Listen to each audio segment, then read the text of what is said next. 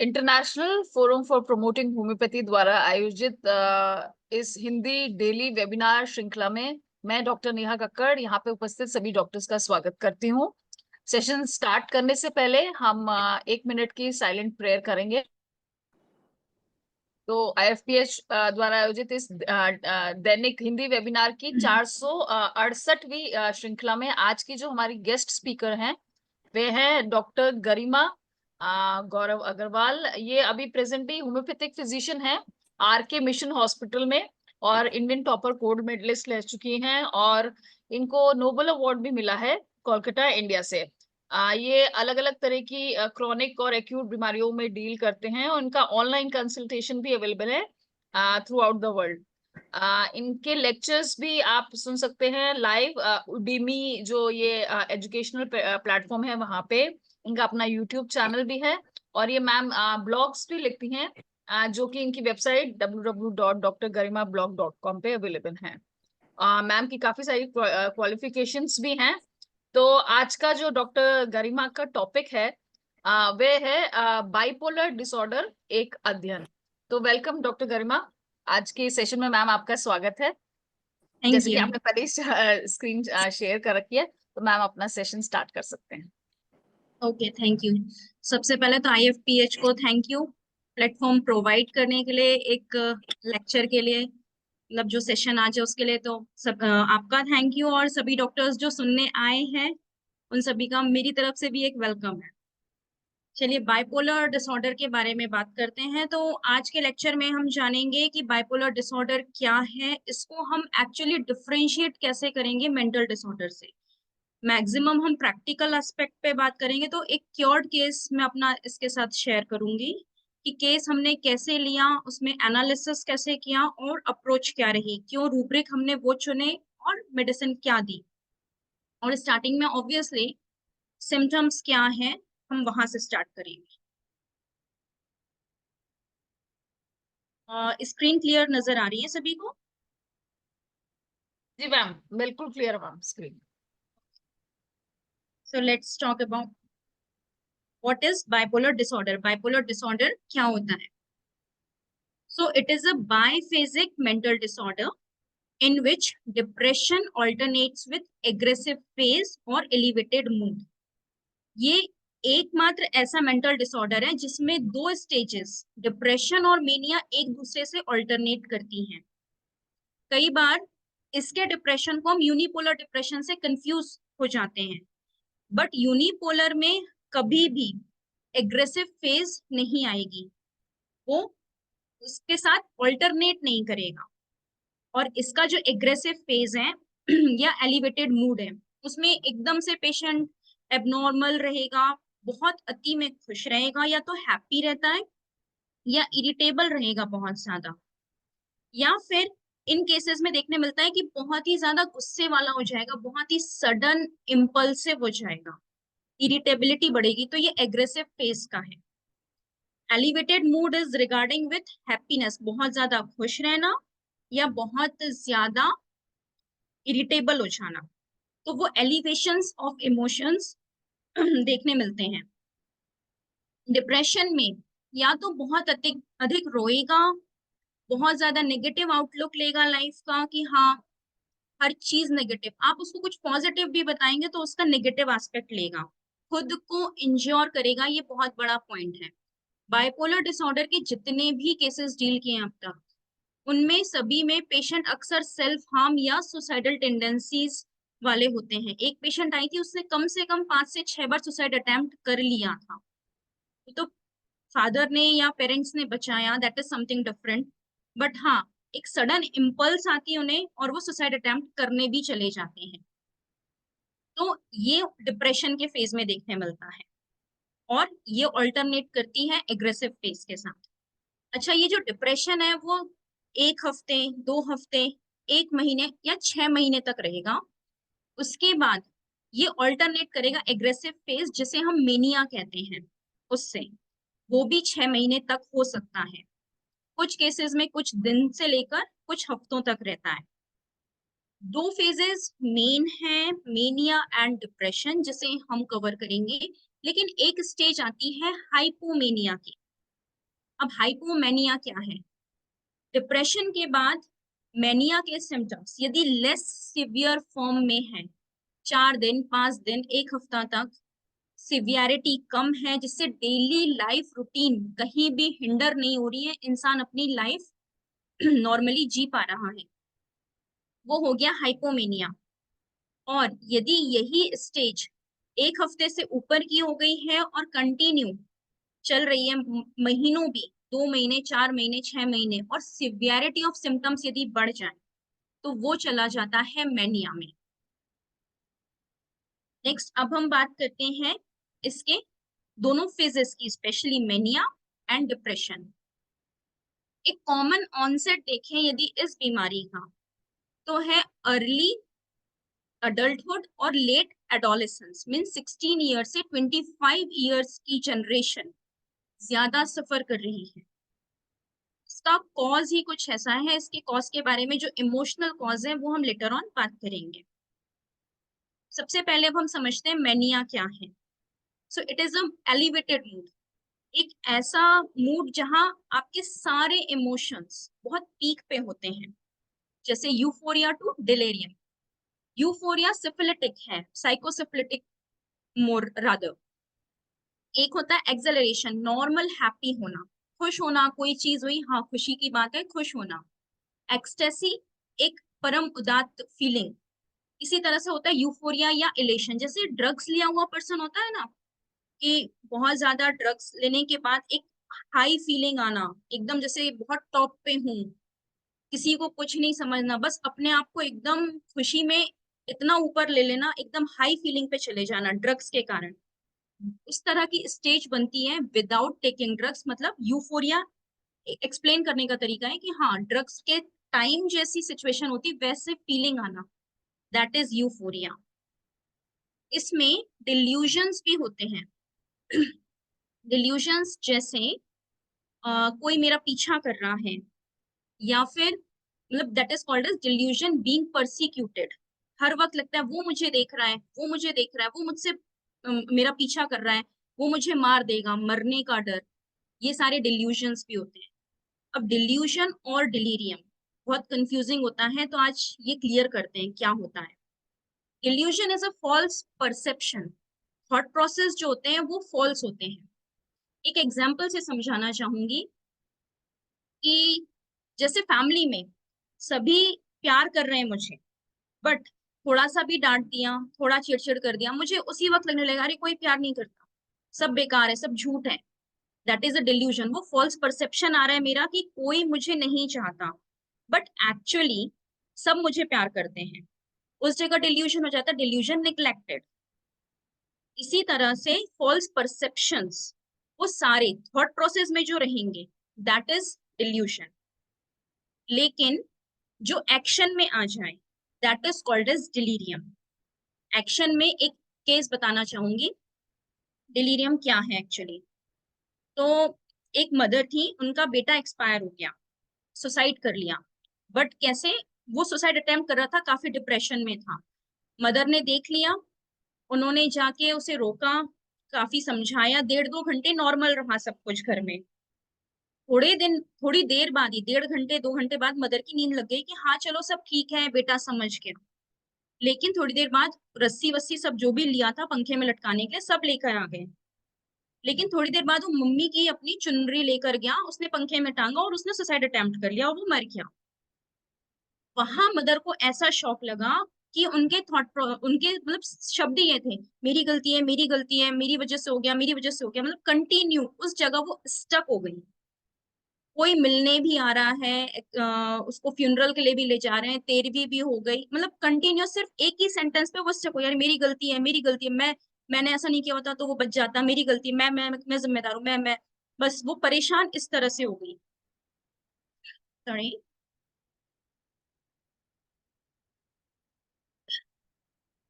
तो वो स्टेज है डिलीरियम। डिलीरियम रिप्रोचफुल, वहां पर उन्हें उस चीज का एहसास था कि मेरी गलती है, गिल्ट था, तो वो स्टक हो जाना with actions, that is called as delirium. Next symptom is abnormally energetic. इनमें इतनी एनर्जी आ जाती है बाइपोलर डिसऑर्डर में, सुबह 3 बजे 4 बजे तो ये उठ के बैठ जाते हैं। एक पेशेंट आई थी 12 बजे, बहुत मुश्किल से फैमिली वाले सुलाते थे, 2:30 बजे उठ के बैठ जाती थी। उठ के उन्होंने घर के काम किए 4-5 बजे तक, और 5 बजे घूमने निकल गई। सुबह 10 बजे आ रही घूम के, 5 घंटा नॉन स्टॉप वॉक कर लेना, दैट इज एबनॉर्मल एनर्जी, इतना कोई नहीं कर सकता है। इसके अलावा ऐसी एबनॉर्मल एनर्जी थी कि काम, वो जो 2 घंटे का काम इंसान नॉर्मली कर सकता है 2 घंटे में, मीन्स वो आधे घंटे में निपटा देती थी। नेक्स्ट सिम्टम इज हैप्पी और irritable, that is not in a normal level, वो हमेशा पीक पे रहेगा, इतनी खुश रहेंगी जिसका कोई हिसाब नहीं, वो यूफोरिया या एक्सटेसी के लेवल पर रहेगा। इरिटेबिलिटी, हर बात पे चिड़चिड़ करना, आपने जरा सा मना कर दिया कुछ कि ये नहीं खाओ इससे बीमार हो जाओगी, उसी पे चिड़चिड़ा जाना, मीन्स नॉर्मल चीजों पे भी एक्सट्रीम इरिटेबिलिटी आ जाती है। Next is increased self esteem और ग्रेंडियोसिटी, मैं, सिर्फ मैं, हर जगह सिर्फ मैं रहता, दैट इज ग्रेंडियोसिटी, अपने आप को सुपीरियर बताना और समझना, अपने आगे किसी को कुछ समझना ही नहीं, इतना हाई सेल्फ एस्टीम रखना। Next is impulsive decisions, decisions इतने ज्यादा इम्पल्सिव रहेंगे कि जरा सा झगड़ा हुआ घर में, ये साफ बोल देंगी अरे अलग हो, खत्म करो रिश्ता, खत्म करो, डिवोर्स लो, मतलब हस्बैंड हो डिवोर्स लो, फैमिली में अरे आप लोग अलग हो, मैं नहीं रह सकती आपके साथ। It is like impulsive decision. Next is reduced sleep और इंसोमनिया, तो इनको नींद ही नहीं आती है मेनिया की स्टेज में, 2-2.5 घंटा बहुत मुश्किल से सोते हैं। डिस्ट्रैक्टेबिलिटी, फोकस नहीं होगा किसी चीज में, बहुत कोशिश करेंगे कि हाँ स्टूडेंट होंगे तो पढ़ने की बहुत कोशिश करेंगे, बट फोकस ही नहीं होगा, कंसंट्रेशन इश्यूज आएंगे। Impulsivity, grandiosity I have explained already. Flight of ideas, example देना चाहूंगी, जैसे कैनाबिस इंडिका है या कैनाबिस सटाइवा, उनमें थॉट प्रोसेस बहुत ज्यादा रहते हैं, एक के बाद एक के बाद एक नॉन स्टॉप थॉट्स आते हैं। सिमिलरली विथ लेकेसिस, लेकेसिस में तो ट्रेन ऑफ थॉट्स रन करता है, लेकिन कैनाबिस में इतने थॉट्स आते हैं कि वो भूल जाता है कि वो एक्चुअली बोल क्या रहा है। तो बात करते करते ही भूल जाना कि हम क्या बात कर रहे थे, टॉपिक क्या था और हम पहुंच कहाँ गए। Activity increase, sleep deficit and talkativeness, talkativeness मतलब बहुत ज्यादा बातें करेंगे। एक पेशेंट है अप्रोक्स 50 इयर्स, उनको बाइपोलर हुआ था, तो मतलब उनकी फैमिली कंप्लेंट कर रही थी कि मैम ये बिल्कुल बात नहीं करती थी, अब ये उन लोगों को भी फोन कर करके बात करती है जिनसे कभी बात ही नहीं की, और नॉन स्टॉप 1.5-2 घंटा बात करना। सो this is all abnormal symptoms. Next, increased goal oriented activities, goal oriented activities तो बढ़ जाएंगी कि हाँ मेरा फोकस है कि पढ़ाई में मुझे टॉप करना है, या कुछ और फोकस है, या कैरियर में कुछ फोकस है, लेकिन फोकस नहीं कर पाएंगे। मेहनत तो ये भी 18 और 20 घंटे करते हैं क्योंकि इन्हें नींद ही नहीं आती, 2-2.5 घंटा तो सोते हैं। आईएएस क्वालिफाई भी करना है तो ये 18 घंटे मेहनत करेंगे, लेकिन सिर्फ किताबें खुली रहेंगी, पढ़ नहीं पाएंगे। इम्पेयर्ड जजमेंट, निर्णय करने की कैपेसिटी रहती ही नहीं है। नेक्स्ट इज हाइपर सेक्सुअलिटी और स्पेंडिंग मनी, तो इनमें सेक्सुअल डिजायर बहुत एक्सेसिव होती है। निम्फोमेनिया फीमेल्स में, सटायरियसिस मेल्स में, तो इनमें सेक्सुअल डिजायर बहुत हाई होती है। इवन अपनी सेक्सुअल डिजायर को फुलफिल करने के लिए इनके मल्टीपल पार्टनर्स भी होते हैं। स्पेंडिंग मनी, पैसे बेहिसाब खर्च करते हैं। एक दिन में क्रेडिट कार्ड का बैलेंस उन्होंने 1 लाख रुपए कर, मतलब उनका क्रेडिट कार्ड की लिमिट 2 लाख थी, उन्होंने एक दिन में 1 लाख की शॉपिंग कर डाली। अच्छा कपड़े भले 100 जोड़ी रखे भी होंगे, बट वो नए नए नए नए फालतू खर्चे ज्यादा करेंगे मैनिया की स्टेज में। इसके ऑपोजिट डिप्रेशन में वो कुछ खर्च ही नहीं करेंगे, जो रखा होगा वो भी और सेध के रख देंगे। साइकोटिक सिम्टम्स देखने मिलते हैं, जैसे बीइंग परसिक्यूटेड, मतलब मुझे कोई फॉलो कर रहा है, जिस रास्ते जाएंगे अरे वो मुझे देख रहा है, वो मुझे घूर रहा है। रिलेशनशिप विद गॉड, अपने आप को इतना सुपर नेचुरल पावर से कनेक्टेड फील करेंगे, कि नहीं बस भगवान ने कहा। वो सन्यासी लोग, ये ढोंगी वगैरह जो हैं, ये एक दिखावा करते हैं, बट एक्चुअली वो चीज मेनिया की स्टेज में बाइपोलर वाला फील करने लगता है। जो आज की डेट में देखते हैं हम कि अरे मुझे तो भगवान आते हैं, मुझे ये दिख रहा है, वो दिख रहा है, सब दिख रहा है, और ये लिटरली उस चीज को फील कर रहे होते हैं। ये अक्सर बाइपोलर में होता है, या फिर कैंसर केसेस में भी ऐसे डिल्यूशंस कि हाँ मेरा तो भगवान से बिल्कुल सीधा नाता है, वो देखने मिलता है। डिल्यूशंस पहले भी एक्सप्लेन कर दिया क्या होता है। और कभी कभी वॉयलेंट, तो वॉयलेंट ऐसे होते हैं कि ये मैक्सिमम तो सेल्फ हार्म करते हैं, खुद को ही चोट पहुंचाएंगे, हाथ काट लेंगे, सुसाइड करने की कोशिश करेंगे, लेकिन बहुत रेयर कभी दूसरे को भी मार पीट सकते हैं। This is mania. बट यदि ये सिम्टम्स लेस लेवल पर हो, जहां डिल्यूजन नहीं हो, हेल्यूसिनेशंस नहीं हो, आपकी डेली लाइफ रूटीन बहुत ज्यादा हैम्पर ना हो रही हो, वो कहलाता हाइपोमेनिया, जो कि 4 दिन, 10 दिन, 15 दिन तक रह सकती है। इसके अलावा सोशल रिलेशनशिप मेंटेन रखते हैं हाइपोमेनिया के पेशेंट। उनमें इरिटेबिलिटी मतलब चिड़चिड़ापन ज्यादा देखा जाता है, कि बहुत ज्यादा चिड़चिड़े होते हैं हाइपोमेनिया वाले। Next is depression. ये नेक्स्ट स्टेज है। हमेशा रोते रहेंगे, always crying, sad, irritable and angry. तो डिप्रेशन जो यूनिपोलर डिप्रेशन होता है उसी से मैच करता है ये। हमेशा रोना, दुखी रहना, चिड़चिड़ करना, खाने के लिए बोलेंगे खाना खा लो, नहीं खाना, उदास रहना, बिल्कुल एकदम मोरोज, सल्की, गुस्सा करेंगे, एंग्री रहेंगे। Loss of interest in previously enjoyed activities. जैसे कुछ लोगों को पेंटिंग्स बहुत पसंद है, वो पेंटिंग्स पहले करते थे, अब बिल्कुल इंटरेस्ट नहीं। या टीवी देखना भी एक बहुत नॉर्मल काम है, कि बहुत नॉर्मल इंटरेस्ट है, बहुत से लोगों को पसंद होता है कि हाँ मुझे टीवी देखने का शौक है, कुछ नहीं कर रहे हैं घर में तो एटलीस्ट टीवी तो देखेंगे। बट ये लोग टीवी भी नहीं देखते हैं, बिल्कुल एक बंद कमरे में बैठे रहेंगे। पहले घूमने का बहुत शौक था, अब नहीं है। कमरा बंद किया, अंधेरा किया, बस पड़े हैं बिस्तर पे। स्लीप्स टू मच। इनको सबसे ज्यादा दिक्कत होती है सुबह उठने में। सुबह उठते हैं तो एक अजीब सी घबराहट होती है, पैल्पिटेशन होता है, उठने में डर लगता है। अरे फिर से वही जिंदगी, फिर से वही दिन आएगा, अरे मैं कैसे मैनेज करूंगा पूरे दिन। तो वो स्लीप्स टू मच, इसीलिए ये ज्यादा सोते हैं कि अंदर से एक घबराहट है, एक डिप्रेशन है, उठने में लोगों को फेस करने में प्रॉब्लम है, इसीलिए ज्यादा सोते हैं। इसी वजह से पुअर आई कांटेक्ट है, लोगों से सोशल इसलिए नहीं हो पाते क्योंकि कहीं ना कहीं लाइफ में कुछ फेलियर होती है, और उस फेलियर के कारण ये किसी को फेस करने के लिए अपने आप को काबिल नहीं समझते कि मैं कैसे मुंह दिखाऊं। होपलेस रहेंगे, बहुत ज्यादा, बहुत हताश और निराश रहेंगे। इनअप्रोप्रिएट गिल्ट, इनअप्रोप्रिएट गिल्ट का अभी एग्जाम्पल बताया था, डिलीरियम रिप्रोचफुल वाला। तो जो केस हमने स्टार्टिंग में बताया था डिलीरियम से रिलेटेड, तो इस तरह के उसमें मदर की गलती नहीं थी, वो सो गई, बेटे ने चुनरी लेके सुसाइड अटेम्प्ट कर लिया, इसमें वो जिम्मेदार तो नहीं थी, लेकिन इस चीज का गिल्ट उन्हें हमेशा रहेगा। मतलब ये इनअप्रोप्रिएट, जहां गिल्ट नहीं होना चाहिए वहां भी गिल्ट रहता है। एपेटाइट लेस, इन्हें भूख कम लगेगी, खाना नहीं खाएंगे। हाइपर या मेनिया की स्टेज में ये ज्यादा खाना पसंद करते हैं। फटीग रहेगा, बहुत थके रहेंगे, ऑब्वियसली जब खाना नहीं खाएंगे, दिन भर सोए रहेंगे, सुस्त पड़े रहेंगे, तो फटीग अपने आप बॉडी में आता है।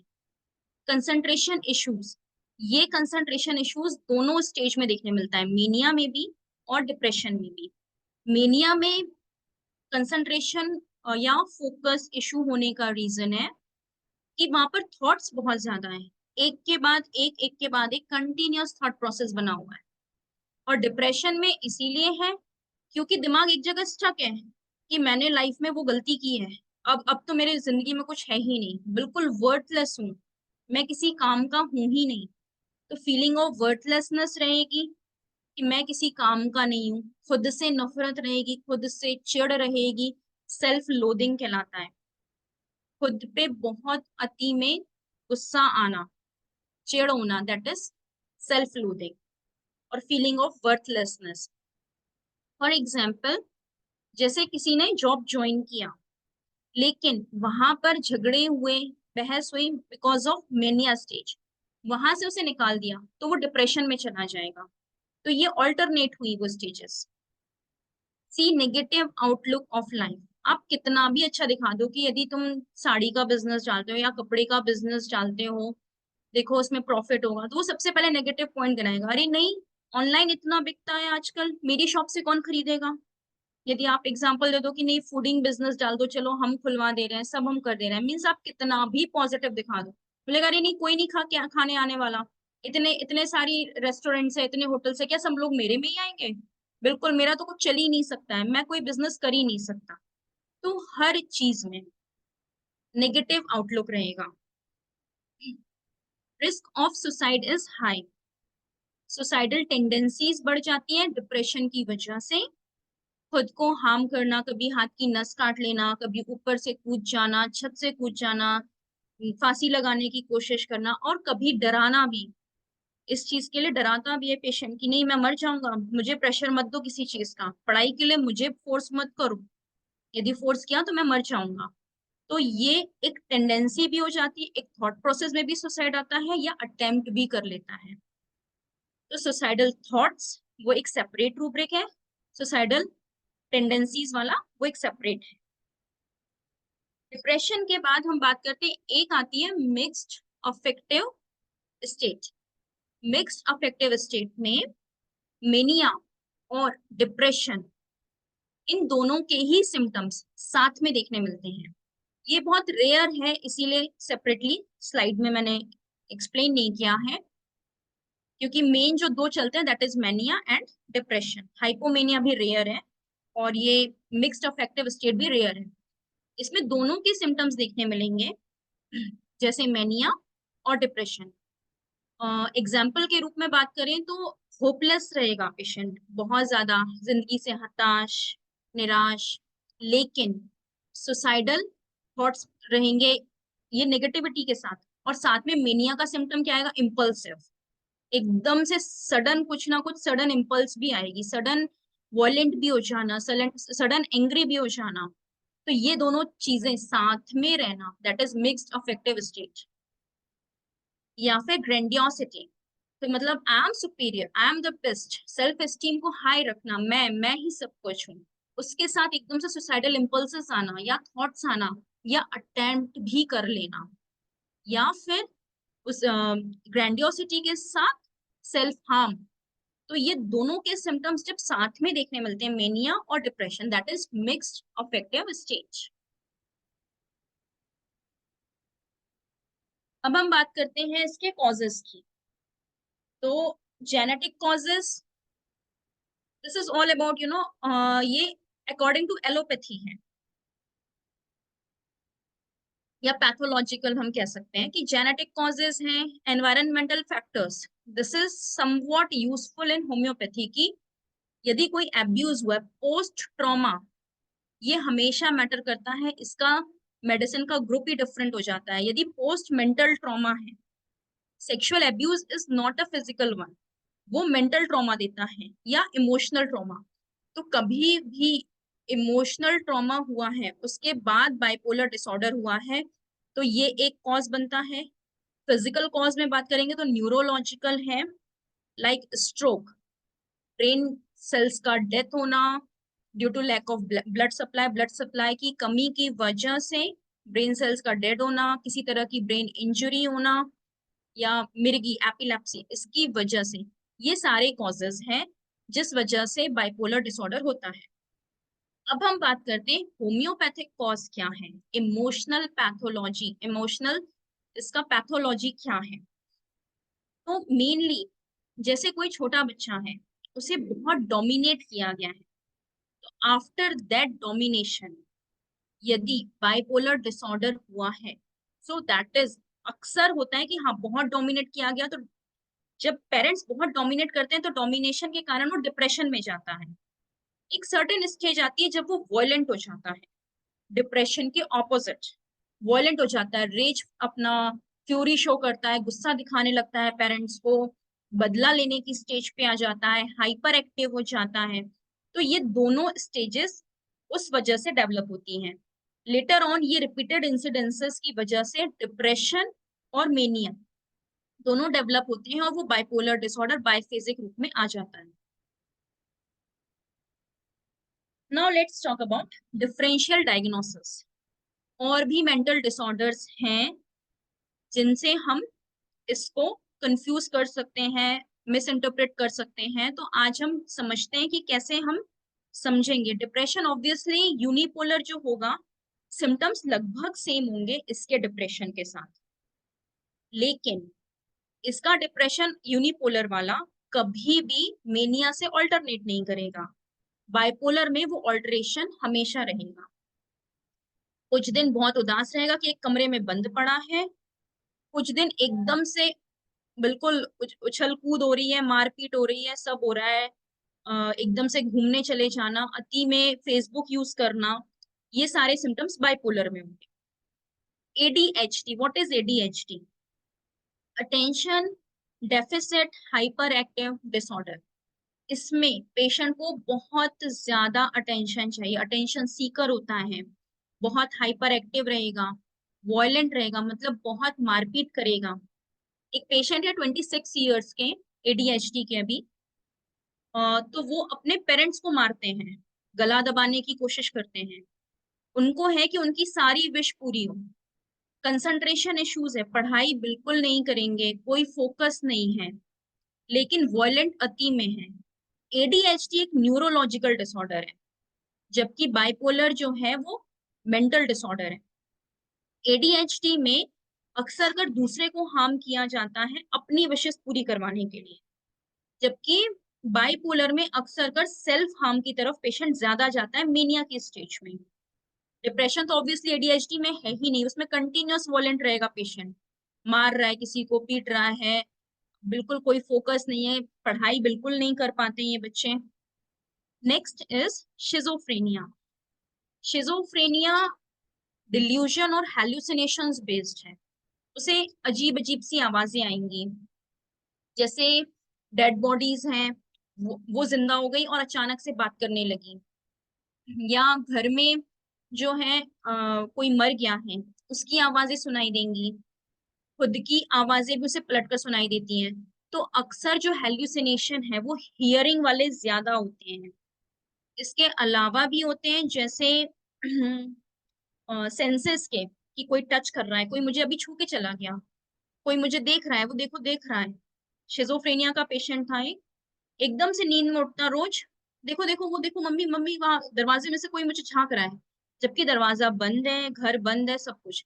उसे ये सारे हेल्यूसिनेशन ज्यादा होते हैं कि कोई मुझे देख रहा है, और उसे लिटरली कोई दिख रहा होता है। एक पेशेंट आया, सामने बैठा था चेयर के, तो बोलता मैम आपके पीछे तो मुझे 6-7 भगवान दिख रहे हैं, वो बैठे हैं पीछे देखिए। सो इट वाज लाइक कि हाँ, उसे एकदम हर कोई हर जगह नजर आता है। या फिर आवाजें सुनाई देती, मैम देखो वहां से ट्रेन की आवाज आ रही है, ट्रेन यहाँ दूर दूर तक नहीं भी होगी, मैम वो देखो मुझे बुला रहा है, उसने मेरा नाम लिया ना, दैट इज शिजोफ्रेनिया। तो ये एक ऐसा मेंटल डिसऑर्डर है, इसमें हर चीज नो, दैट इज किसी से बात नहीं करना चाहता, कोई सोशल रिलेशनशिप नहीं रखना चाहता, किसी तरह की चीज में उसे बिल्कुल प्लेजर नहीं मिलेगा। जबकि बाइपोलर डिसऑर्डर वाले को प्लेजर मिलता है, उसे पता है कि वो फेसबुक में अपनी 10 पिक लगाएगा, उसमें लाइक कमेंट आएंगे और वो खुश रहेगा, उससे एक्सेसिव खुश रहेगा। शिजोफ्रेनिया वाले को प्लेजर मिलता ही नहीं है, फोकस बनता ही नहीं है जरा भी, गोल ओरिएंटेशन होता ही नहीं है इसमें, और ना ही किसी की जरा भी बात मानेगा। बाइपोलर वाला कुछ हद तक मान भी लेगा, लेकिन शिजोफ्रेनिया वाला पेशेंट कभी किसी की बात मानता ही नहीं, इंस्ट्रक्शंस फॉलो करता ही नहीं है। सो this is all about differential diagnosis, कि हम इन डिसऑर्डर्स के साथ बाइपोलर को कैसे डिफरेंशिएट करेंगे। अब हम बात करते हैं एक केस की, जो कि 5-6 मंथ में आई थिंक बाइपोलर डिसऑर्डर का क्योर हो गया था। So let's see. एक फीमेल पेशेंट आई थी, 23 एज है उनकी, बाइपोलर डिसऑर्डर की। तो उनकी प्रेजेंट कंप्लेंट्स नहीं है। फर्स्ट फेज है, बहुत सीवियर डिप्रेशन में थी, अक्सर रोते रहना, यूज टू क्राई कॉजलेस। अच्छा, उनके रोने का कारण कभी पता नहीं चलता था, कभी नहीं। Feels like someone is looking और कमेंटिंग ऑन हर। उसे हमेशा लगता था वो मेरे बारे में ही बात कर रहा है, वो मेरे बारे में ही बोल रहा है, उसने मेरे बारे में ऐसा बोला। फियर ऑफ कमेंट्स, लोगों का डर। पहले जो लड़की 21-22 साल तक बिल्कुल नॉर्मल थी, अब वो कहीं भी जाने में डरती है कि ये लोग हैं वो मुझे देखेंगे, उसके बाद मेरे बारे में बात करेंगे, बताओ कैसी है, बताओ जॉब छोड़ के आ गई। फियर ऑफ डेड बॉडीज, मरे हुए लोगों का डर बहुत ज्यादा रहता था। I am nothing for anyone, let me die. इसमें हमने एक सिम्टम बताया भी था, फीलिंग वर्थलेस, खुद को वर्थलेस समझना। ये सारे डिसीज सिम्टम्स ही हैं, तो डिप्रेशन भी है, कमेंट्स का डर भी है, फियर ऑफ पीपल भी है, डेड बॉडीज का डर है, and I am nothing for anyone. First phase है severe depression. She joined the company for training. In between she had lots of depression. She always sits next to father only and never leaves him alone. तो ये इसको हमेशा सिर्फ और सिर्फ उसके पापा ही चाहिए थे, कि पापा हमेशा मेरे बाजू में बैठे रहे। अच्छा, जब इसने ज्वाइन किया था अपना ये कंपनी, तब तक इसे बाइपोलर नहीं था, उसके बाद इसे डिप्रेशन की स्टेजेस आना चालू हुई थी।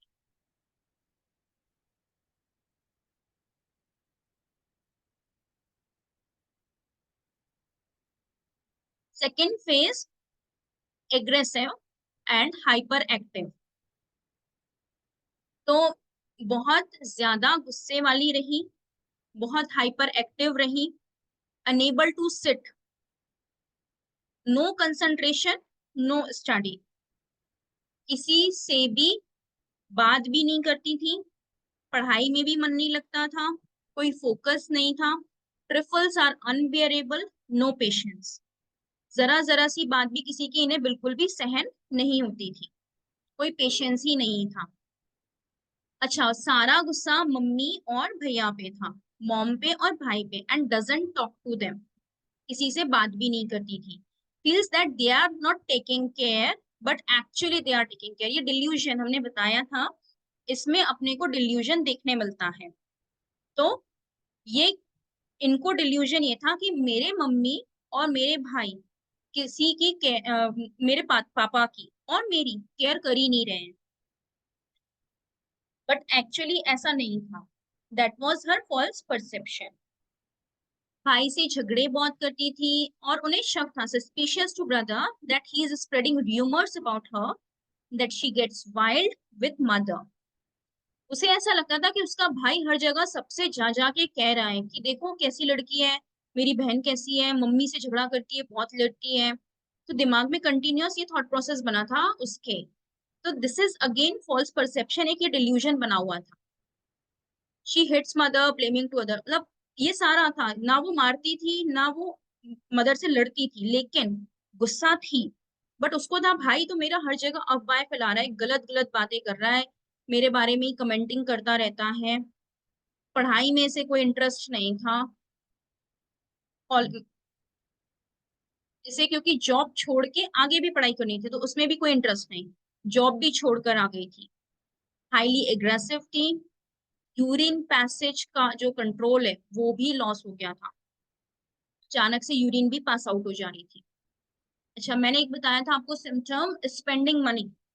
तो उसने ये काम भी किया, she has put herself she has herself put the ID on matrimony, खुद ही उसने शादी.com पे डाल दिया। ऑनलाइन शॉपिंग की, 1 लाख की एक दिन में ही, 30,000 रुपए सैलून में ही डाल दिए।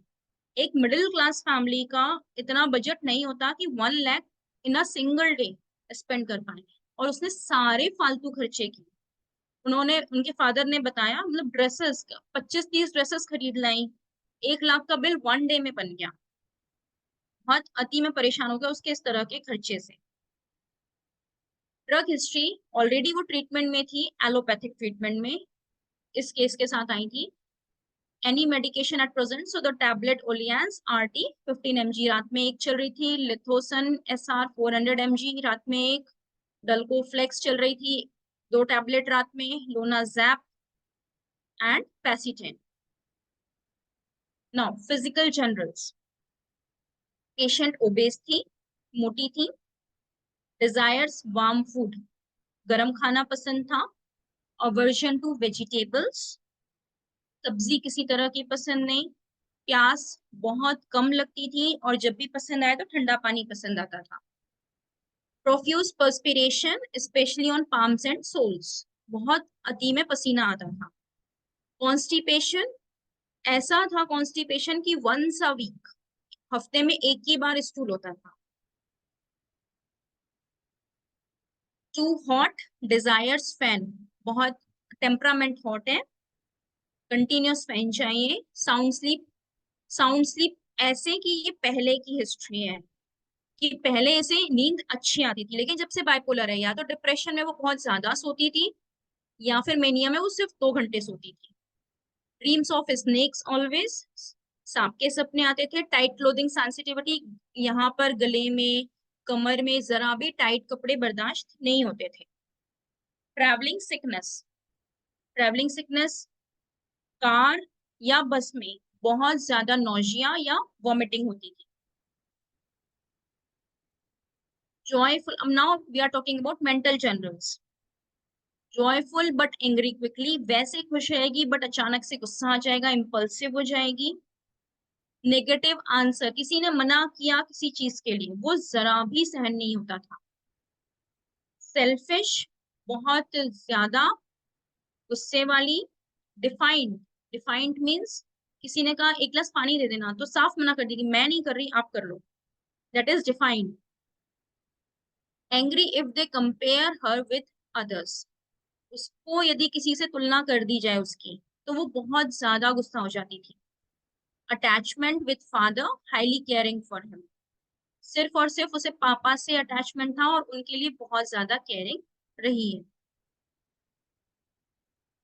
Anger expressed even iota is there, गुस्सा बहुत तेज आता था, और iota, iota means angry when obliged to answer, जब कोई सवाल करे, एक सवाल दो सवाल, सवाल उससे किए जाए तो उसे सवाल करना पसंद नहीं है कि उससे कोई सवाल करे, that is iota, sensitive to insult, बेइज्जती सहन नहीं होना, बहुत एक्सट्रोवर्ट, बातें करना बहुत पसंद है, सबसे मिक्स हो जाना, वैसे विल स्ट्रांग है, जिम्मेदारी से काम करेगी, कॉन्फिडेंट है चीजों को हैंडल करने में, इसके पापा को हार्ट अटैक आया था तो इसने बहुत अच्छे से चीजें हैंडल की, उनको देखा, उनकी हेल्थ की केयर की, इनजस्टिस कांट सपोर्ट, किसी तरह का अन्याय बिल्कुल सहन नहीं होता था, and takes decision on the spot, impulsive है, डिसीजन भी फास्ट ही रहे हैं,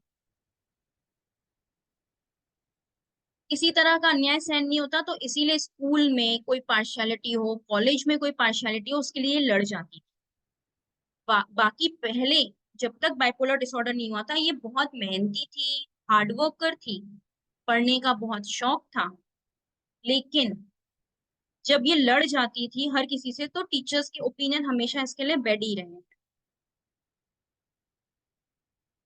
अपनी मम्मी से इसे बहुत ज्यादा चिढ़ थी, इवन मतलब ऐसा था कि बहुत नफरत थी, she doesn't want her mother here, उसे था कि मम्मी चली जाए, नानी क्या चली जाए, यहाँ नहीं रहे, वो अपनी माँ के पास रहे, मुझे उनका चेहरा भी नहीं देखना है, मम्मी के रहने से वो इनसिक्योर थी पापा को लेकर, पापा में बिल्कुल ऐसा था कि जान बसती थी उसकी, heart attack to father and was hospitalized 2019 अप्रैल में, जब पापा को हार्ट अटैक आया तो इसे एकदम से शॉक लगा कि अरे बाप रे ये क्या हो गया, उसे ऐसा लगने लगा कि इसकी मम्मी पापा की केयर नहीं कर रही है, तो उसे एक माँ की तरह पापा की केयर करनी है, क्योंकि पापा की मम्मी तो है ही नहीं, दादी है नहीं, और मेरी मम्मी भी केयर नहीं कर रही है, तो she was taking care of him like a mother, और उसे ऐसा लगने लगा यदि मैं नहीं करूंगी तो कोई नहीं करेगा, पापा को खोने का डर बहुत ज्यादा था, she was having a fear so I have to take care of him, मुझे ही ख्याल रखना है उनका। If I leave you who will feed you, दिमाग में ये था कि मैंने यदि छोड़ दिया, मैंने नहीं किया, तो उन्हें खाना कौन देगा, उन्हें पानी कौन देगा, उनकी केयर कौन करेगा? सिर्फ मैं ही हूँ, सिर्फ मैं ही हूँ जो कर सकती हूँ। I am the superior one, I am the, मैं ही हूँ सब कुछ, और मैं इनकी माँ जैसी हूँ, ये मेरे बच्चे हैं। वो हमेशा, मतलब उसके सेंटेंस भी ऐसे रहते थे, papa you are not my father, you are my baby, you are my baby and I will take care of you, मतलब आप मेरे बच्चे हो, मैं तो आपका ध्यान रखूंगी। ये सब फेज होने के बाद वो नॉर्मल भी हुई, एलोपैथिक ट्रीटमेंट पे ही रही, ये केस ले रहे हैं अभी हम, वो नॉर्मल रही, लेकिन अगेन फिर एक शॉक लगा उसे, किसी की डेड बॉडी देख ली थी, उसके बाद उसे अगेन शॉक लगा और वापस ये फेज रिवर्ट बैकवर्ड, डिप्रेशन और मेनिया दोनों phases revert back. Her thoughts, I am your mother, I have to see my dad, otherwise I will not take food. मुझे ही मेरे पापा का ख्याल रखना है, उन्हीं को देखना है, अदरवाइज मैं भी खाना नहीं खाऊंगी। It was like that.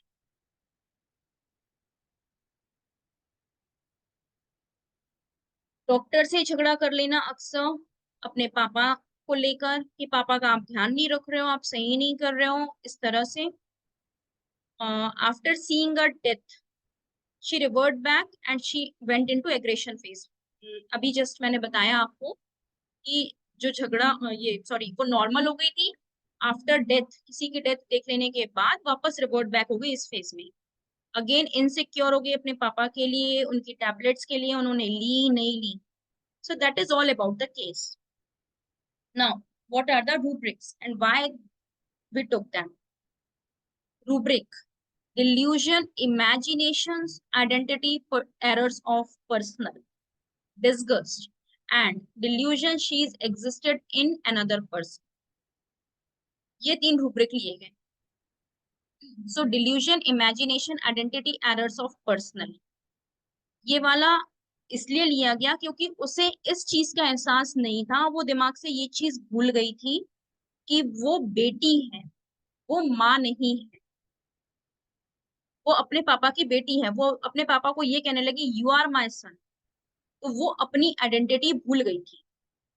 Disgust, disgust था उसे माँ से और भाई से, बहुत ज्यादा चिढ़ कि ये दोनों यहाँ रहे ही नहीं, ये दोनों यहाँ से चले जाएं। And last one, delusion she is existed in another person. इस रूब्रिक का मीनिंग है कि तोते में जान अटकी है, तो उसकी जान पूरी की पूरी पापा में अटकी थी, ना उसे कैरियर से मतलब, ना पढ़ाई से मतलब, ना किसी के आने जाने से कहीं, किसी पर्सन से, ना मम्मी और भाई से, सिर्फ पापा। 24 आवर से पापा दिमाग में रहते थे कि उनको कुछ हुआ तो मैं भी मर जाऊंगी। It was like that. So delusion she is existed in another person. Medicine जो सिलेक्ट की गई, that was pyrogen, pyrogen 200।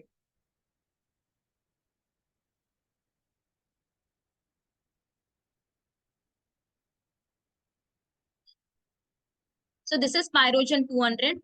1/5 means मई में दी गई।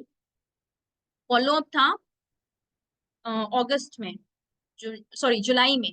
7 is July, 16 July. Now no more saying you are my baby. उसके बाद उसका ये कहना बंद हो गया कि हाँ आप मेरे बेबी हो, या इस तरह की बातें। 2 महीने के अंदर वो जो थॉट प्रोसेस था कि पापा में जान अटकी, तोते में जान अटकी वाला फीलिंग, वो चीज खत्म हो गई।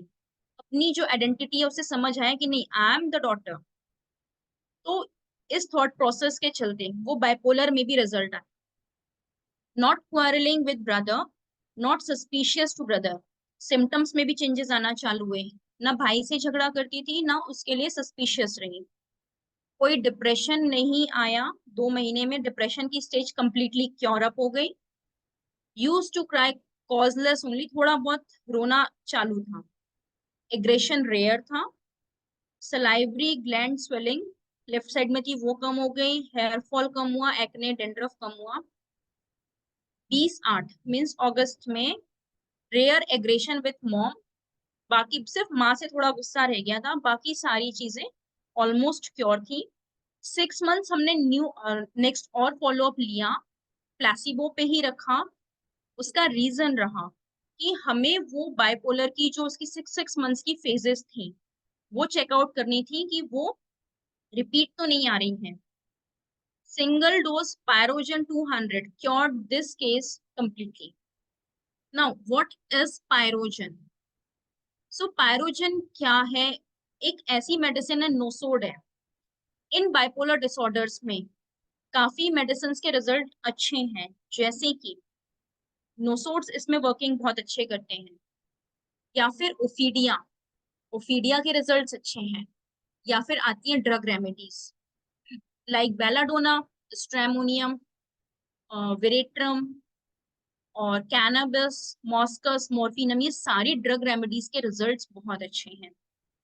पायरोजन के बारे में बात करें तो हमेशा फुल ऑफ एंजाइटी रहेगा, हमेशा चिंता रहेगी, इसे मरने का डर बहुत है, फियर ऑफ डेथ है, फियर ऑफ डिसीज है, और इनसेन नोशंस है, अजीब से पागलपन के एक विचार बने रहते हैं मन में, कंफ्यूजन्स बहुत है, बहुत बातूनी है, सेंसेशन ऑफ डुअलिटी है, दो पर्सनालिटी एक साथ जीती अंदर की, मैं ये भी हूँ मैं वो भी हूँ, सेंस ऑफ डुअलिटी रहती है, इल्यूशन रहता है कि she is existed in another person, दूसरे पर्सन के अंदर, मतलब तोते में जान अटकी सा, रेस्टलेस रहेगा, बहुत ज्यादा एक्साइटेड है, thinks he is very wealthy, ये सारे सिम्टम्स मेंटल लेवल पर पैरोजन के देखे जाते हैं। अदर मेडिसिन हैं तो ब्रैनिया है, जैसे उसके भी रिजल्ट अच्छे हैं। एक सेकंड बाइपोलर का केस था, वो ब्रैनिया से क्योर किया था, तो उसमें उन्हें डिल्यूजन था ही इज पुअर, जबकि बहुत अच्छा बिजनेस चल रहा है, सब कुछ खत्म हो गया, उनके दिमाग में था कि बस हम गरीब हैं, हम गरीब हैं, एकदम कंटिन्यूअस डिल्यूजन उसी चीज का था, तो उसका इरेशनल टॉक रहेगा अबाउट बिजनेस। तो कभी कोई पास्ट में बिजनेस फेल हुआ होगा, उससे ओवरकम कर गया, लेकिन स्टिल दिमाग में वो आज तक बैठा और बाइपोलर आ गया, तो that is irrational talks about business only, तो वो हो गया ब्रायोनियम। इसी तरह से एनाकार्डियम है, एनाकार्डियम में एकदम सेंसलेस बातें करेगा, हेल्यूसिनेशंस बहुत होते हैं, डिल्यूशंस बहुत होते हैं उसमें, इम्पेयर्ड मेमोरी, मतलब उसे कुछ चीजें याद नहीं रहती, हर चीज भूल जाता है, उसे ऐसा लगता है सारी चीजें जो चल रही दैट इज ऑल फेक, सब सपना है, कुछ सच है ही नहीं, सब सपना है। इसके अलावा वो बहुत चिड़चिड़ा रहेगा, बहुत रोता भी है, एक टू व्हील्स वाला भी है, कि कभी एक कंधे पे लगता है डेविल बैठा है, एक पे गॉड, तो कभी मैं ये करूं या वो करूं, कंफ्यूजन बहुत है, क्रूअल रहता है एनाकार्डियम। तो वो सारी सिचुएशंस होंगे, तो एनाकार्डियम के रिजल्ट्स बहुत अच्छे होंगे बाइपोलर में। Rest medicine I have told you, Ophidia के रिजल्ट्स भी अच्छे हैं, ड्रग्स रेमेडीज बहुत हेल्पफुल होती हैं इन केसेस में, मेंटल डिसऑर्डर्स में ड्रग रेमेडीज का रोल बहुत अच्छा है। और last is Ophidia, drugs and nosodes. That's all, thank you. तो यस सर। गरिमा जी, हाँ जी सर। आप अपना पीपीटी हटा लीजिए Garima ji. Okay fine. Presentation आपने बड़ा बढ़िया बढ़िया था, आपने बहुत ही अच्छा इंफॉर्मेशन दिया है। Thank you sir. और मैं देख नहीं रहा हूँ कोई चैट बॉक्स में किसी तरह का कोई क्वेश्चन है। बाइपोलर के लिए आपने जो चर्चा कर रहे थे, सॉरी सर, आवाज क्लियर नहीं आ रही है। अभी आपका जो टॉपिक जो था, जी इसको आपने बहुत बढ़िया से एक्सप्लेन किया, और जी, थैंक यू। मेडिसिन को भी, हाँ मेडिसिन को भी आपने बहुत अच्छा से डिस्कस किया है। जी मुझे इसमें काफी अच्छा लगा आपका सेशन। Thank you. हाँ बहुत अच्छा लगा। एक चीज है कि बाइपोलर का जो इंडिकेशंस है, रिकॉर्डरी में बहुत सारे रूब्रिक्स अवेलेबल है, और आपका जो केस में सुन रहा था बहुत ज्यादा अटैच्ड है फादर से, है ना? फादर से एक केस अभी आप बता रही थी ना? हाँ हाँ हाँ, फादर से अटैच थी, ये कह रहे फादर हैं। से, इसके लिए या बड़ा अच्छा रूब्रिक्स अभी रिकॉर्डरी में आप सिंथेसिस में, एडिपस कॉम्प्लेक्स, ओके आप देखें इसको। श्योर, सब इस देखूंगी इसे मैं भी। इसको देखिएगा, क्योंकि मुझे ये आप जो बोल रही थी तो मेरे दिमाग में एडिपस कॉम्प्लेक्स का सिचुएशन घूम रहा। इडिपस कॉम्प्लेक्स का मतलब क्या Easily. होता है, मैं इसको थोड़ा सा बताना चाहूंगा। Oedipus either of the parents से बहुत ज्यादा अटैचमेंट होना, आइदर ऑफ द पेरेंट्स से, ये साइकोलॉजिकल टर्म है, आइदर ऑफ द पेरेंट्स से बहुत ज्यादा अटैच होना, यानी कि फादर से, मदर से, और खास करके जब अपोजिट सेक्स में होता है, जैसे लड़की है तो अपने फादर से ज्यादा अटैच है, उसके अगेंस्ट में कुछ भी नहीं सुन सकती है। इसको कहते हैं कि एक सिंपैथेटिक फीलिंग्स इतना अधिक हो जाता है कि साइकोलॉजिकल स्टेट्स बन जाता है, और साइकोलॉजिकल स्टेट्स जो है तो ये बाइपोलर के रूप में आपको दिखाई पड़ रहा है। तो दो तीन टर्मिनोलॉजी को, बाइपोलर भी टर्मिनोलॉजी है और एडिपस कॉम्प्लेक्स भी एडिपस कॉम्प्लेक्स भी टर्मिनोलॉजी है। सॉरी, इस सभी चीज को हम लोग को ध्यान में रख करके रखना चाहिए। और ऐसे तो मेरे को आपका सेशन बहुत अच्छा लगा। किसी और को कोई क्वेश्चन है तो सवाल कर सकती हैं मैडम। बहुत अच्छा, इनका बराबर आप यूट्यूब पर और इनके ब्लॉग्स आप पढ़ते रहते होंगे। मैं भी देखा तो मुझे अच्छा लगा, इसलिए मैंने इनवाइट किया इस सेशन के लिए। मैम, मैं आपसे एक क्वेश्चन पूछना चाह रही हूँ। आपने एडीएचडी के बारे में आपने बताया और सर ने अभी एडिपस कॉम्प्लेक्स के जो बारे में बताया, तो आप काइंडली इनको थोड़ा कोरिलेट करके मुझे बताएं, थोड़ा एक्सप्लेन करें अपने बात एक्सपीरियंस को। दीपमाला जी, हाँ, यस सर। मैडम तो खाली बाइपोलर के विषय, मैं इसमें ऐड किया हूँ एडिपस कॉम्प्लेक्स। हाँ, आपने सर जो ये तो आपने जो एडिपस कॉम्प्लेक्स के बारे में बताया, मैंने भी देखा है बच्चों में, बहुत सारे बच्चों में होता है जो मतलब मेल है तो अपनी मदर से ज्यादा कनेक्टेड है, या फादर है तो अपने डॉटर से ज्यादा, बच्चों में ही होता है। तो इस चीज को मैं एडीएचडी से थोड़ा सा ये को कोरिलेट करवा। इसको नहीं कहेंगे जैसे, लेकिन जो गरिमा जी जो बता रही थी, जिस स्टेट में इतना ज्यादा अटैचमेंट की है, उसके अगेंस्ट में कुछ भी नहीं, सिम्टम्स का स्टेज आना चाहिए, है ना। ये एक नॉर्मल है, लड़की जो है अपने फादर से अटैच है, ये common phenomena, normal natural phenomena आता है। लेकिन जब स्ट्रॉन्ग अटैचमेंट हो जाता है, सिम्टम्स का क्या मतलब होता है कि जो नॉर्मल से थोड़ा सा डेविएट हो जाता है, ये नॉर्मल से डेविएट हो जाने को कहते हैं। और फिर दूसरी बात आती है जो मैडम बता रही है, बाइपोलर। बाइपोलर एक सिम्टम्स टोटलिटी का एक कॉम्प्लेक्स ये है, और ये जो मैं एडिपस बोल रहा हूँ उसका एक कंपोनेंट है। इन्होंने जो एक लक्षण यूज किया उसको मैं एनालाइज कर रहा था कि ये, बाकी तो इन्होंने खाली आप एक लक्षण पर तो दवा नहीं कर सकेंगे, खाली एडिपस के नाम पर दवा नहीं कर सकेंगे। एडिपस तो आपको एक फेनोमेना को इंडिकेट कर रहा है, और इनके जो बाकी फेनोमेना को इन्होंने लेकर के जो दवा चुना वो आपका टोटलिटी ऑफ सिम्टम्स को इंडिकेट करेगा। बात समझ रही है ना? Yes yes sir. और मैम ने जो लास्ट में आपने पैरोजन मेडिसिन यूज किया, तो पैरोजन टोटलिटी के अकॉर्डिंग आपने मेडिसिन अप्लाई किया? टोटलिटी में 3 रूब्रिक लिए हैं। हाँ सर, आप कुछ कह रहे हैं, आप बोलिए। आप बोलिए, मैं आपसे बोलने के लिए बोल रहा हूँ, आप बताइए। हाँ, एक्चुअली वहां पर माइंड सिर्फ एक चीज पे स्टक था कि ये पापा नहीं है मेरे, ये मेरा बेटा है और मुझे एक बेटे का पालन करना है, क्योंकि ना उनकी माँ है और उनकी जो बीवी है वो भी ध्यान नहीं रखती, तो कोई है नहीं। जब मैं माँ हूं तो मैं, यदि बेटी अपनी आइडेंटिटी खो के माँ बन जाए, that is error of personal identity, कि अपनी आइडेंटिटी ही खो दी। वो रूब्रिक क्या जब हम तीनों मिलाएंगे तो जो मेडिसिन आएगी दैट इज पैरोजन। अच्छा, delusion she is existed in another person, ये अपने आप में एक बहुत बड़ा डिल्यूजन है कि मैं हूं ही नहीं, मैं वो हूं, मैं मदर हूं और मैं अपने पापा का ध्यान रखूंगी, वो मतलब बेटा हो गया। ये डिल्यूजन टोटली सिफिलिटिक है। अच्छा, जब मेंटल डिसऑर्डर हो, आपको प्योर सिफिलिटिक रूब्रिक मिल जाए तो फिर आप बाकी चीजें अवॉइड कर देते हैं। जी, ओके, थैंक यू मैम, बहुत अच्छे से आपने खूबसूरती से एक्सप्लेन किया है बाइपोलर डिजीज। और थैंक किन्हीं को यू। कुछ पूछना है? आई होप समझ आया होगा सारा। नहीं, अच्छा तो समझ में आ रहा है। और अब फिर इसे इस तरह से कोई एक सेशन को और आइए, हम लोग आपसे बात कर लेंगे और इसी तरह से आते रहिए इस सेशन में, है ना। हम लोग का लोगों को अच्छा भी लगता है।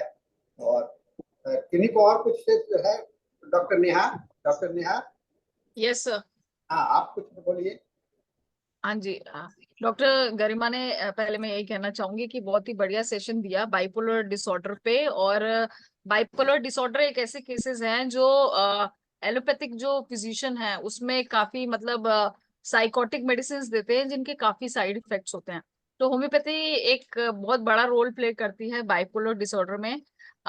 तो मैम जो आप पोटेंसीज यूज करते हैं तो वो मोस्टली 200 पोटेंसी में भी आता है या हायर पोटेंसी जैसे 1M 10M या 50 मिलीसिमल स्केल में भी आप यूज करते हैं? मैं 50 मिलीसिमल तो नहीं करती हूँ, ओके। बट हाँ नोसोड है 200 के बाद हम 1M ना देते हुए, इसे यदि केस स्टक हो जाता 2 महीने में फॉलोअप जो आया वो हाँ तो जी। आया, यदि 3rd और 4th मंथ में वो इम्प्रूव नहीं होता, स्टक हो जाता, तो हम 10M के सिंगल डोज पे जाते हैं। Okay okay. क्योंकि मोस्टली नोसोड जो हाँ मैंने जो मेंटल जो ये जैसे कि एंजाइटी बाइपोलर डिसऑर्डर या इवन जो मेंटल डिजीजेस के केस आते हैं या ADHD है उसमें हाई पोटेंसीज मैंने ज्यादा यूज करी हैं जैसे 1M और 10M 200 क्योंकि मेंटल सिम्टम्स में ऑर्गेनन में भी लिखा है डॉक्टर हैनमन ने कि 1M और 10M पोटेंसी ज्यादा बढ़िया से रिजल्ट देती है। तो लेकिन अपना हाँ, अपना एक्सपीरियंस है मैम। वो एक्चुअली ये था कि एकदम से हम एग्रावेट इसलिए नहीं कर सकते थे, बहुत ज्यादा एलोपैथिक उसमें थी, ओके। है ना, ड्रग्स के साथ थी ऑलरेडी, तो इसीलिए था कि थोड़ा सा पहले एक मिनिमम डोज पे काम करें, फिर उसको डोज बढ़ाएंगे, लेकिन बढ़ाने की मुझे कभी फिर जरूरत ही नहीं पड़ी, वो सिंगल डोज पे ही क्योर हो गया केस। हाँ जी, मैंने ये कहा नहीं तो सबका अदरवाइज वही होता, 3 महीने हाँ 4 महीने बाद 10M पे ही आते। हाँ, होम्योपैथी की यही खूबसूरती है कि सारे डॉक्टर्स का अपना एक्सपीरियंस होता है। 200 पोटेंसी हाँ भी काम तो करती है। नेहा 1M। जी, मैं ये बताना चाहूंगा, हाँ जी। जो आपने तो ठीक ही कहा कि मेंटल सिम्पटम टोटलिटी पर हायर पोटेंसी को जाना चाहिए, हाँ जी। लेकिन गरिमा जी का जो अप्रोच है वो हाँ जी। चूंकि प्रेजेंट जो मेडिकेटेड स्टेज है जो कि फिजिकल बेसिस पर है, तो हाँ वहां जी। पर मीडियम पोटेंसी या लो पोटेंसी जाना अच्छा रहता है। ये दोनों हाँ जी। अप्रोच प्रैक्टिस में चलता है। बिल्कुल इसको सर। या ये हाँ दोनों सर। अप्रोच चलता है। ये दो, और हनीमैन ने भी यही कहा है, जो डिजीज का लेवल है ये because of the mismanaged allopathy है। अब एलोपैथी के को एंटीडोट करने के काम में भी आने के लिए आपको एकदम एग्जैक्ट हायर से नहीं शुरू करके लोअर से ही जाना चाहिए। ऐसा आप देखेंगे अगर हनीमैन के पोटेंसी के ऊपर में जो लेसन्स हैं, हाँ जी सॉरी सर। एफॉइल में है, उसको ध्यान से पढ़ेंगे तो इसमें यहाँ पर आपको ऐसा ही नजर आएगा। हाँ जी सर।